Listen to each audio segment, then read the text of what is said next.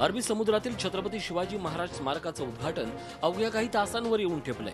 निमंत्रणं पोचली, पत्रिका गेल्या, पण मानापमान मात्र काही केल्या संपत नाहीये। स्थानिक पातळीवर श्रेय घेण्यासाठी या स्मारकाच्या भूमिपूजनासाठी दहिसरमधील गावदेवी मंदिर, कानेरी गुफा, वनपेश्वर गुफा येथील ऐतिहासिक आणि धार्मिक स्थळावरील पवित्र जल आणि माती घेऊन भूमिपूजन अभिषेक सोहळ्यासाठी समर्पण कलश यात्रेचं आयोजन दहिसर विधानसभा क्षेत्राच्या आमदार मनीषा चौधरी यांनी केलं होतं। शिवाजी महाराज एक कुठल्या पक्षाचे, शिवाजी महाराज हे कोणाचे नव्हते, तर ते संपूर्ण भारताचं एक अस्मिता होते।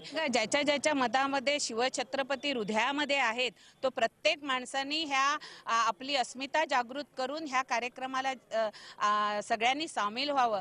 भाजपनं शिवस्मारकासाठी जिल्ह्यातून रॅली काढत पवित्र माती आणि पाणी मुंबईत आणत असल्यामुळे शिवसेनेच्या स्वाभिमानाला मात्र यामुळे कुठेतरी ठेच पोचते। शिवसेना प्रमुख बाळासाहेब ठाकरे आणि पक्षप्रमुख उद्धव ठाकरे यांनी या अगोदरच शिवस्मारकाचा मुद्दा हा सर्वप्रथम मांडला होता।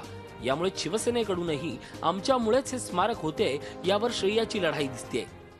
छत्रपती शिवाजी महाराजांची भूमिका मांडण्याचं काम बाळासाहेब ठाकरेंपासून झालेलं आहे आणि आज काही लोक बोलतील तर त्याला महत्त्व नाही आहे।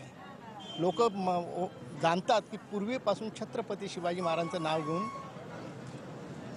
पक्षाची ध्येय बांधणी कुणी केलेली आहे ते सर्व जनतेला अख्ख्या महाराष्ट्राला अख्ख्या माहिती आहे। शिवाजी महाराजांचं स्मारक असो वा मेट्रो प्रकल्प असो, भूमिपूजनाच्या कार्यक्रमाला भर समुद्रात या दोघा मित्र पक्षांमध्ये श्रेय लाटण्याची भरती येणार हे नक्की।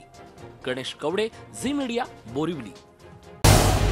झी 24 तास रहा एक पाऊल पुढे।